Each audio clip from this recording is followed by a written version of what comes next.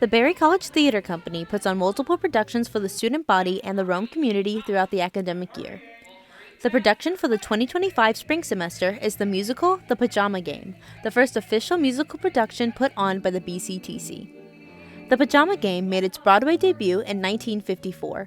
The play follows the new superintendent at a pajama factory, Sid, and pajama factory worker, Babe, who fall in love while on opposite sides of a union strike for a 7.5-cent pay raise for the factory workers. Because there are hundreds of musicals to choose from, one may wonder how to choose which will be the best learning experience for the performers while still entertaining the audience. The director, Jennifer Bradford, shares why she chose The Pajama Game. Honestly, as this production is getting on its feet, more and more is unfolding to why it was kind of necessary to do it right now. Some things that are like the basic or the baseline was that I wanted to kind of go back to the basics and hone in on what does that actually mean as far as someone who's preparing to perform or work on the design or crew team. Going back to the basics means delving into the characters down to the smallest of details.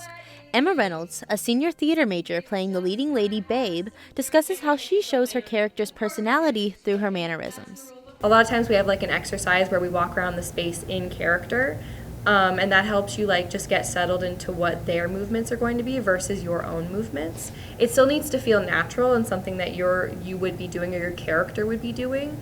So we don't want you to like look like too rigid, like you don't feel like yourself.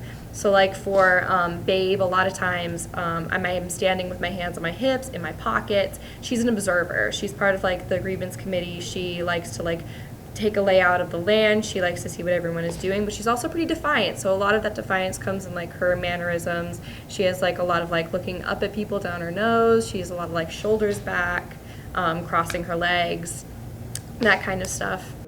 Even though the cast has different levels of experience, the process of finding these characters shares similarities across the board. Josh Cox, who plays Sid in his first theatrical production as a Berry student, elaborates further.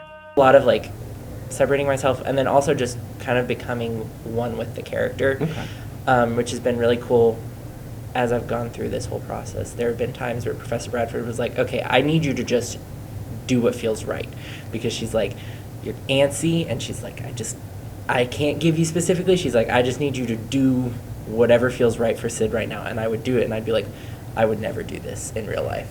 But it just happened, and I was like, well, that was Sid. To put together a full-fledged production like The Pajama Game, a lot of effort is needed from everyone involved. From the cast to the behind-the-scenes crew to even the band providing live music. It can be exhausting. Even through this, there are moments of learning that make the struggles worth it. Jennifer Bradford shares the joy she feels in these moments. There's moments that happen on stage and that just like, and I just love them so much. I'm really enjoying those like moments of celebration, and that they're happening so often. Yeah, because everybody's working so hard and they're just making it happen. So it's nice that it happens so often. The excitement and joy of performing for an audience is what makes theater riveting for these students. When the curtains open, all of their hard work leads to fun on the stage. With Viking Fusion News, I'm Kate Powell.